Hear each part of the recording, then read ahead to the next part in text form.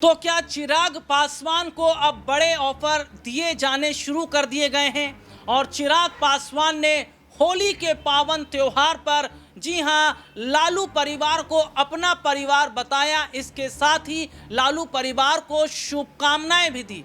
तो ऐसे में यह भी माना जा रहा है कि क्या चिराग पासवान भी अब पलटने की तैयारी कर रहे हैं, क्योंकि उनका एक बयान जो सामने आया जिसमें उन्होंने कहा कि असली होली तो नवंबर में खेली जाएगी और अपने दर्शकों को बता दें कि चुनाव भी इसी समय है।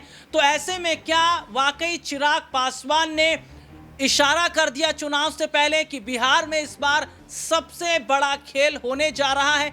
दरअसल अपने दर्शकों को बता दें कि चिराग पासवान, जिन्हें दिल्ली में एक सीट दी गई, झारखंड में एक सीट दी गई और बीजेपी इन्हें बिहार के अंदर 4-5 सीटों से ज़्यादा देने के मूड में नहीं है। और ऐसे में देखा जा रहा है कि बिहार में अगर इतनी ही सीटें चिराग को मिलेंगी तो चिराग पासवान का जनाधार फिर बिहार में रहेगा क्या? और चिराग पासवान ये बात कह भी चुके हैं कि आने वाले समय में अगर मौका मिला तो वो बिहार के सीएम भी बनेंगे। तो ऐसे में देखा जा रहा है कि अगर 4-5 सीटें मिलेंगी तो कैसे सीएम बन पाएंगे और कैसे पार्टी को विकास दे पाएंगे।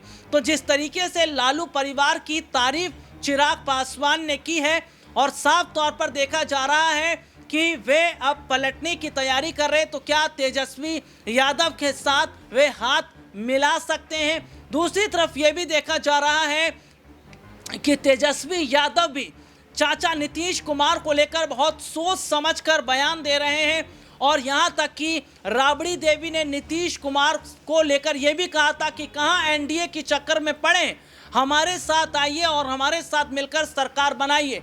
यानी कि एनडीए में कई बड़े चेहरों को अपने साथ, जो एनडीए के जो सहयोगी दल हैं, इनमें फूट डालने की कोशिश। और क्या ये जो बड़े चेहरे चिराग पासवान, नीतीश कुमार उनमें एक हैं और दूसरी तरफ जीतन राम मांझी, इन्हें अपनी तरफ आरजेडी करने की कोशिश कर रही है।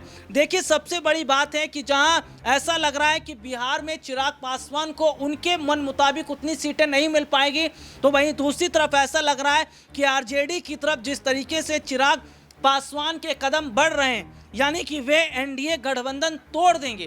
क्योंकि एक वक्त में उन्होंने कहा था कि उन्हें नहीं वक्त लगेगा मंत्री पद छोड़ने में, यही बयान आया था जीतन राम मांझी का भी।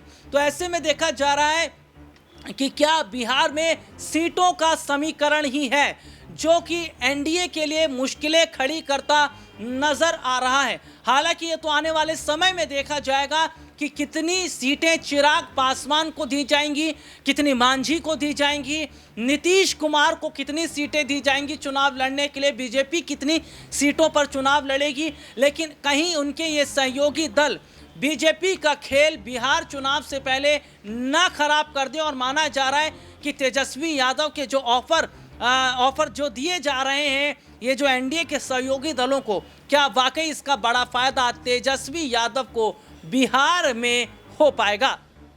आज के लिए इतना ही, आपसे फिर दोबारा मुलाकात होगी, तब तक के लिए इजाजत दीजिए, नमस्कार।